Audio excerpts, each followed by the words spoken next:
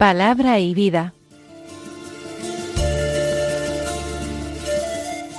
Con el padre Manuel Horta, desde Sevilla.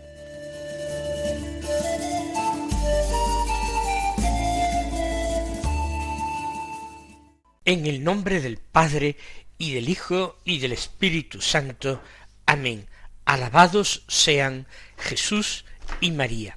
Muy buenos días, queridos amigos, oyentes de Radio María y seguidores del programa Palabra y Vida. Hoy es el lunes de la 23ª semana del tiempo ordinario. Este lunes es 9 de septiembre. La Iglesia, el 9 de septiembre, celebra la memoria de San Pedro Claver, un santo que nació en lo que hoy es la provincia de Lérida, en Verdú, en el año 1580. Fue alumno de los jesuitas y él mismo, con 22 años, ingresó como novicio en la Compañía de Jesús. Hizo sus estudios de humanidades y de filosofía en el Colegio de Montesión, en Palma de Mallorca, y allí conoció y trató al hermano portero de la casa, que fue otro santo, San Alonso Rodríguez, el cual, con sus consejos espirituales, con su conversación piadosa, persuadió a Pedro Claver de que su vocación era las misiones. Y él sintió un gran deseo de marchar a América para ocuparse de la conversión de los indios.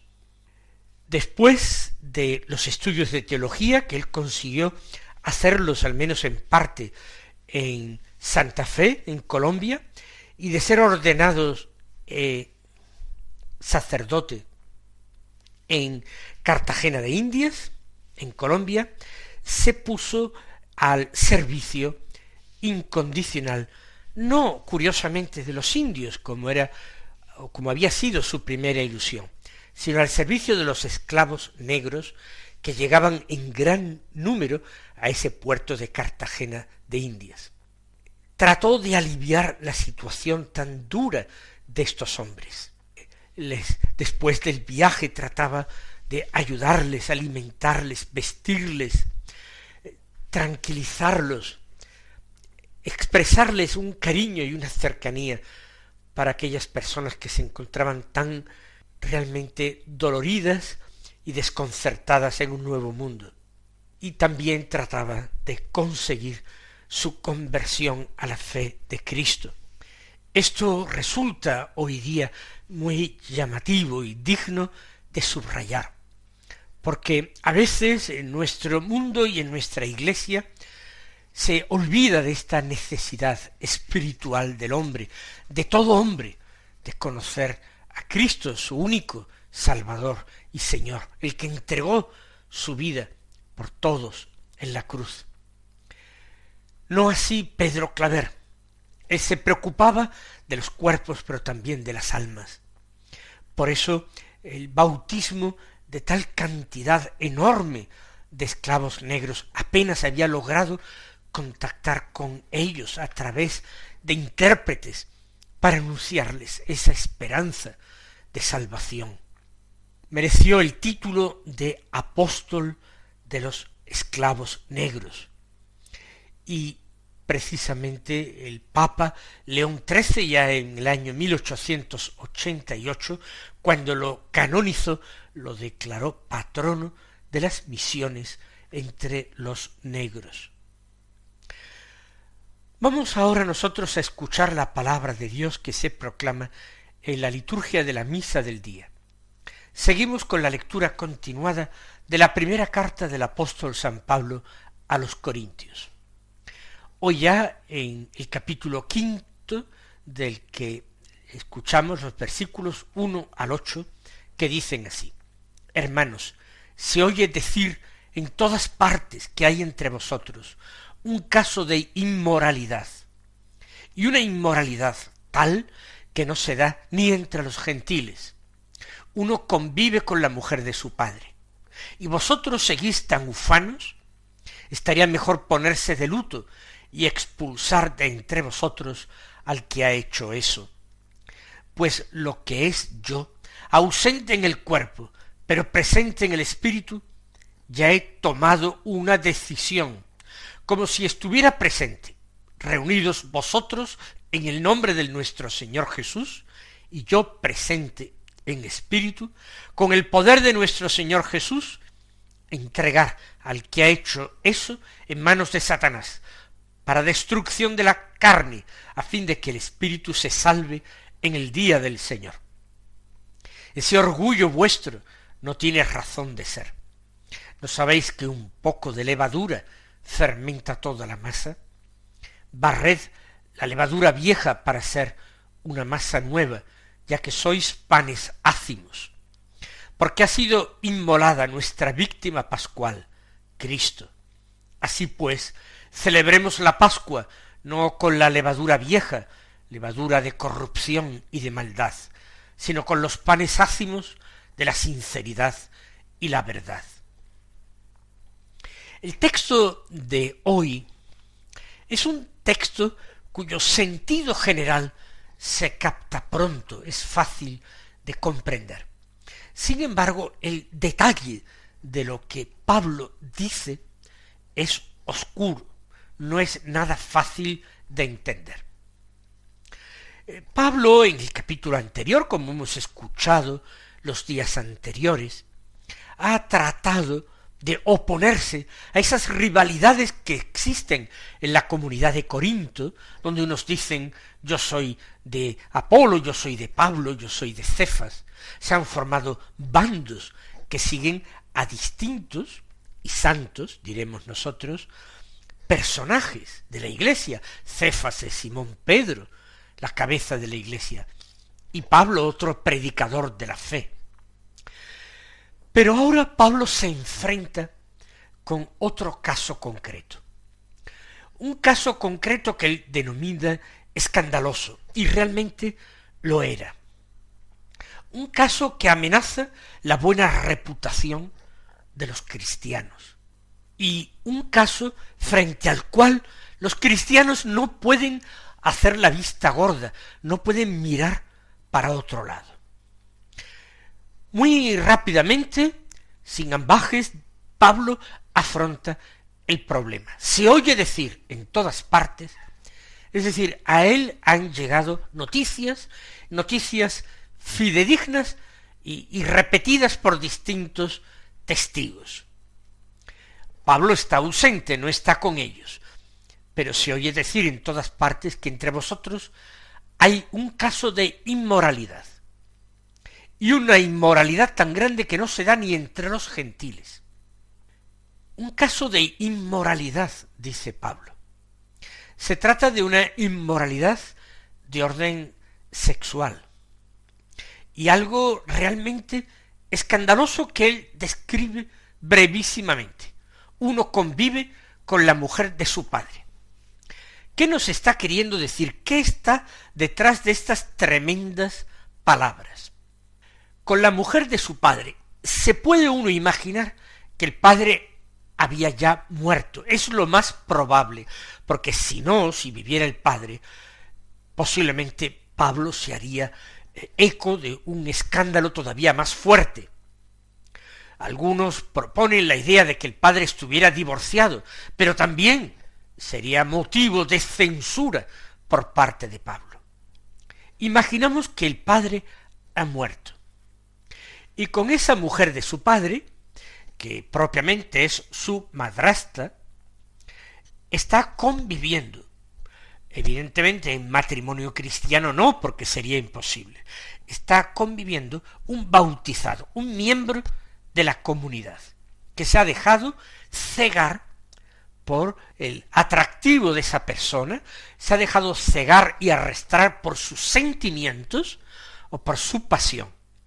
La mujer seguramente es pagana, porque se arremete contra ese hombre, no contra la mujer.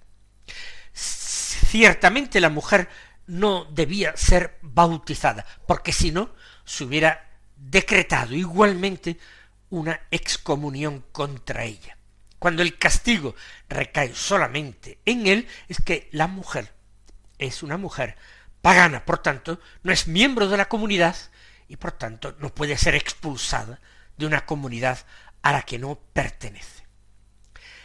Esa inmoralidad estaba castigada por la ley de Moisés y estaba castigada nada más y nada menos que con la lapidación.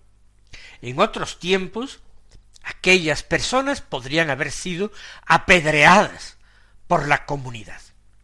Pero es que esa inmoralidad es considerada también tal por los paganos, por los gentiles. En el derecho romano se prohibía ese matrimonio, por tanto, la convivencia tenía que realizarse fuera de matrimonio, porque ellos no legalizaban esa relación. Por eso dice Pablo, inmoralidad que no se da ni entre los gentiles. Es posible que se diera, pero estaba prohibida igualmente por las leyes de los romanos, del Imperio Romano. Y Pablo añade, y vosotros seguís tan ufanos. Tan ufanos es tan a gusto, tan centrados en lo suyo, tan olvidados de que ese caso, al ser el miembro de la comunidad, les atañe a todos. Los corintios están mirando para otro lado, o diciéndose seguramente, allá él con su conciencia. Como si eso lo pudieran decir los cristianos, como si eso, la máxima autoridad de la Iglesia en Corinto, en aquel lugar, pudiera desentenderse y no decir nada. Como si aquello no se diera, como si no existiera. Y para Pablo no. Pablo es coherente. Si aquel hombre es miembro de la comunidad tiene una autoridad espiritual y moral sobre él. No es preciso acudir a tribunales humanos para señalar ese crimen. La comunidad tiene que aplicar el remedio. Por eso, dice Pablo, estaría mejor ponerse de luto y expulsar de entre vosotros al que ha hecho eso. Yo miro a nuestro mundo, al mundo del siglo XXI, y me pregunto cuántos pecados escandalosos cometen los bautizados hoy en día, sin que nadie levante la voz. Más aún, continuando el trato amistoso y la relación social con los cristianos que viven así, sin percibir un escándalo y simplemente repitiendo como un mantra que hay que ser misericordioso, que no nos atañe juzgar a los demás. Claro que no nos atañe juzgar a los demás, pero sí podemos y debemos juzgar los hechos que a fuerza de ser conocidos y públicos suponen un grave escándalo. Y escandalizar es inducir al mal y al pecado. Y este tipo de situaciones inducen al mal y al pecado precisamente cuando no son corregidas inmediatamente, porque se va cambiando sutilmente la mentalidad. Y uno se dice, cuando nadie levanta la voz, ni el párroco de estas personas, ni el obispo de la diócesis, nadie levanta la voz contra esta situación, no será tan malo. Y a nosotros no nos toca juzgar ni condenar a nadie. Y por eso hoy este texto, que es palabra de Dios, puede resultar para muchos un motivo de sorpresa, de asombro y hasta de falso escándalo. Por eso dice Pablo que sería mejor ponerse de luto, manifestar el dolor, el sufrimiento y expulsar, por supuesto, de entre vosotros a quien actúa así. Y ahora dice Pablo lo que él, con la autoridad apostólica que ha recibido, ni más ni menos que del mismo Cristo, la decisión que ha tomado. Lo que es yo, dice, ausente en el cuerpo. Es decir, él no está en Corinto físicamente. No importa, a distancia, con su autoridad apostólica, se impone. En Corinto parece que no existe un obispo, un inspector de la comunidad. Habría presbíteros, pero no habría un obispo. Por tanto, Pablo, como fundador de la comunidad, hace apelación a su autoridad suprema de apóstol.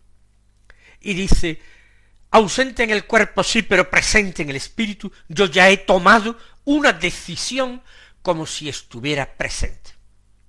Y ahora comunica a los corintios esta decisión. Reunidos vosotros en el nombre de nuestro Señor Jesús, y yo presente en el espíritu, con el poder de nuestro Señor Jesús, entregar al que ha hecho eso en manos de Satanás. ¿Realmente se reunieron los corintios en asamblea? Parece que no. Parece que Pablo está supliendo con su autoridad lo que aquellos no se han atrevido a realizar.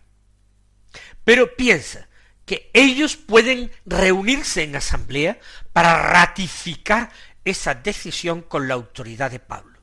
Reunidos vosotros en nombre de nuestro Señor Jesús y yo presente en espíritu. Con el poder de nuestro Señor Jesús decidimos entregar al que ha hecho eso en manos de Satanás. ¿Qué quiere decir esto de entregarlo en manos de Satanás? Significa que esta persona, al quedar expulsado de la iglesia, queda expulsado de la comunidad de salvación. Queda expulsado de ese ámbito de salvación, esa barca de Pedro en la que todos nos podemos sentir salvados, no por nuestros méritos, sino en consideración a la misericordia infinita de Dios y a la fe de la Iglesia. Recuerden ustedes aquella oración dicha por el sacerdote en la Santa Misa, después del Padre Nuestro, que dice: Señor Jesucristo, que dijiste a tus apóstoles, la paz os dejo, mi paz os doy. No tengas en cuenta nuestros pecados, sino la fe de tu Iglesia. Y conforme a tu palabra, concédele la paz y la unidad. Es la infinita bondad de Dios, es la fe de la Iglesia, ese ámbito de salvación en que se mueve nuestra vida. Expulsar a alguien de la Iglesia, excomulgarlo, romper esa comunión con la Iglesia, es entregarlo en manos de Satanás, porque Satanás es el príncipe de este mundo, y entregarlo en manos de Satanás es someterlo a una posible, probable destrucción. Por eso dice, entregar al que ha hecho eso en manos de Satanás para destrucción de la carne. Satanás puede hacer con aquel hombre lo que quiera, porque puede afligirlo no sólo con tentaciones terribles, sin que cuente él con la gracia de Dios. Puede también atentar contra su salud, contra su cuerpo, de muchas maneras, porque Satanás siempre aspira a la destrucción del hombre, imagen de Dios y reflejo de la gloria de Dios, del hombre creado a su imagen y semejanza y por tanto odiado por Satanás. Pero como dice Pablo, entregar al que ha hecho eso en manos de Satanás para destrucción de la carne, pero a fin de que el espíritu se salve en el día del Señor.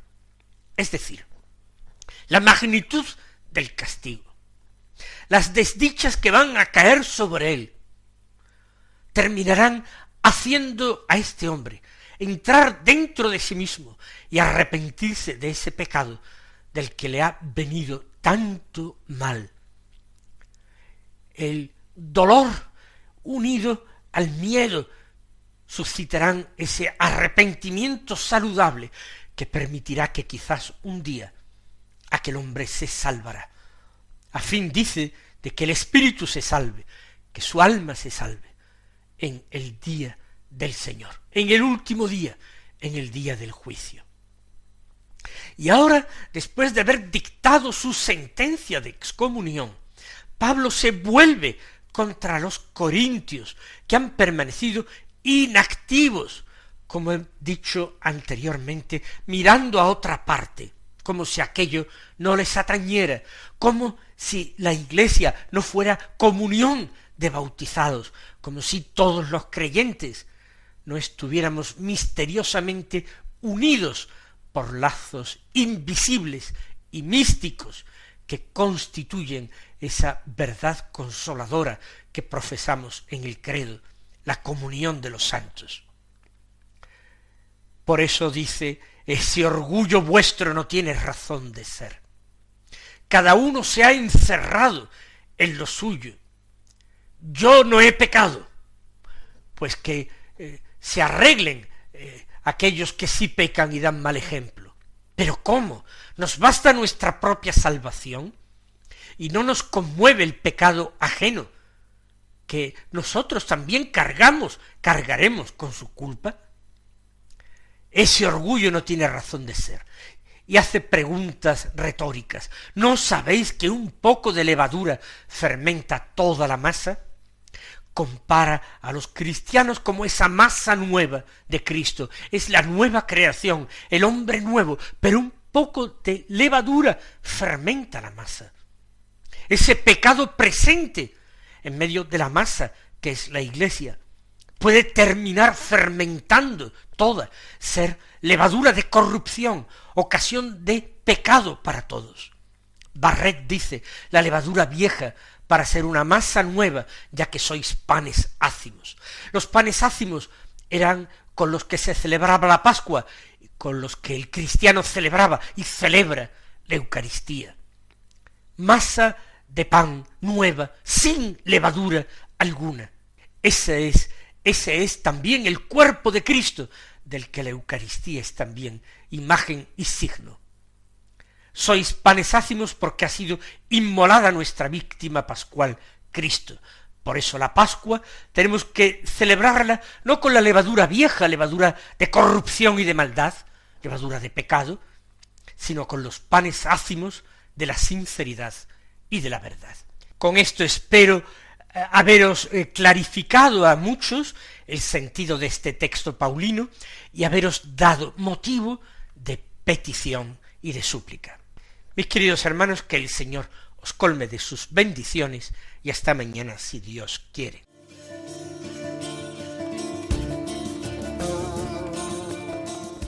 Han escuchado en Radio María Palabra y Vida, un programa que dirige el Padre Manuel Horta.